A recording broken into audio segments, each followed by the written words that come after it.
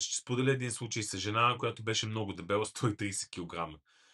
Тя през първия месец не свали много, само около 3-4 кг, което разбира се бързо се сваля, защото е вода. Но енергията и сънят и храносмилането и мускулната сила се подобриха значително.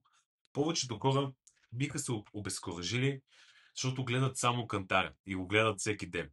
Но тя беше на прав път, защото през втория месец свали 10 кг, още 10 кг, а до края на третия месец беше свалила общо около 27 кг. Нейното тяло трябваше да изгради отново протеин в мускулите и краката и така нататък, преди да изгори мазнините. А протеинът тежи повече от мазнините.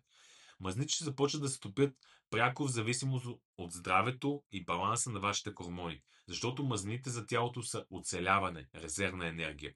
И то няма да ги освободи, няма да освободи тази енергия, докато не се увери, че е в безопасен режим. Може да отнеме около месец преди теглото да започне осъзнаемо да намалява. Но през това време енергията ви ще се увеличава, ще се чувствате по-силни, ще имате по-малко пристъпи на глад и настроението ви значително ще се подобри. В началото има само загуба на течности, да, това е така. Следва фаза на възстановяване, където няма толкова загуба на тегло, но има повече енергия, сила, по-малко пристъпи на глад и подобрено настроение. След това започва реалното изгаряне на мазнини, т.е. след около 20-30 дни. Масна тъкан се използва само когато е абсолютно необходимо.